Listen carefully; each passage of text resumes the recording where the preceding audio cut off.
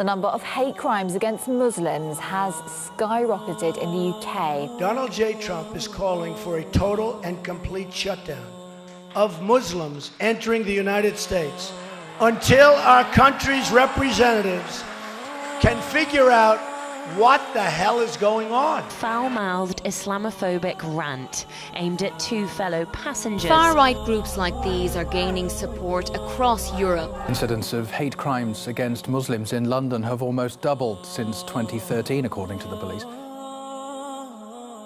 Yasser Abdel Muttalib is a young British Muslim who is known in the community for his beautiful smile and gentle character. Whilst pursuing his PhD in fuel cell technology, he suffered a traumatic event that would reshape the rest of his life. The unprovoked attack was so serious that it led to Yasser Abdel Muttalib's chronic condition of being crippled for the rest of his life. Here he is to explain how. Can you quickly describe what happened? I decided to do some traveling between March and September before the proper study begins. Alhamdulillah, I grew up on the deen. Alhamdulillah, I always used to find a place to live nearby the masjid so I could perform all my prayers in the masjid. Alhamdulillah, I was on the deen. I prepared myself to go to the Friday prayer.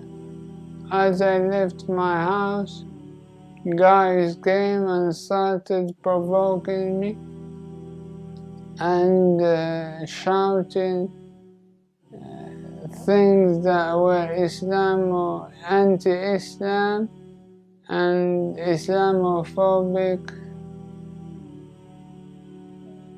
in addition to swearing and disgraceful things. Basically, insulting and the hatred, saying faith, Islamic hating sayings was not enough, so they decided to attack me, and they did hit me on the head with a broomstick, which left me with a severe traumatic brain injury. And I was in coma for almost 3 months.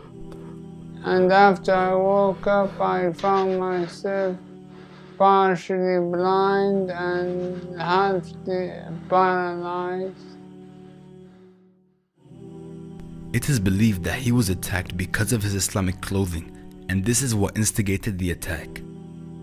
The result of this religiously aggravated attack led to a major loss of sight, difficulty in walking, and the ability to lead an independent life.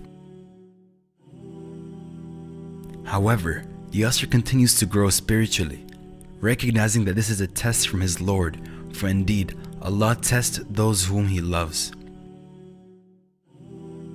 So how does this affect on your day-to-day life? Day-to-day routine is a big, huge problem.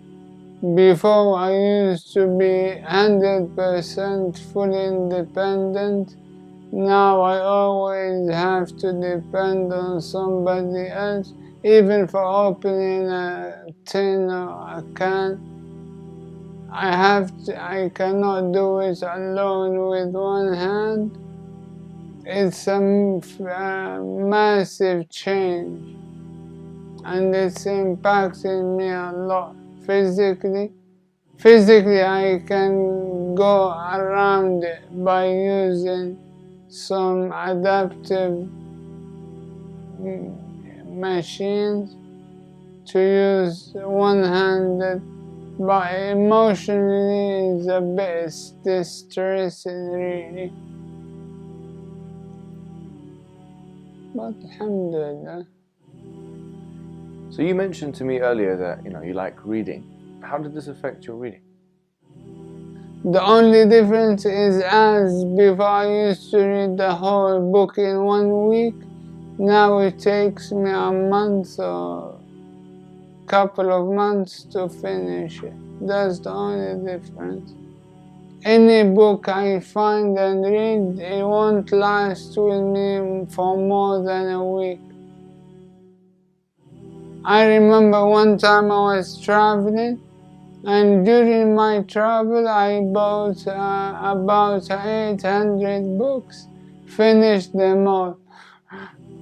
We Muslims have to stick on the deen and just follow what the Prophet said. Even now, with my disability, when I read the hadith of the Prophet saying that the salah in the jama'ah exceeds the salah of the singular at his house by 27 degrees, I feel embarrassed to stay at home and pray at home. So I put my effort and go to the mosque, even though I'm finding it difficult, but I put my effort and go to the mosque. I try to go as much as I can. And if the pain is extreme, I take a bus or call someone to take me to the mosque. You begin to notice Yasser's dedication and devotion when he speaks about his passion for reading and seeking knowledge, whereas others would complain that they can no longer live life to the fullest.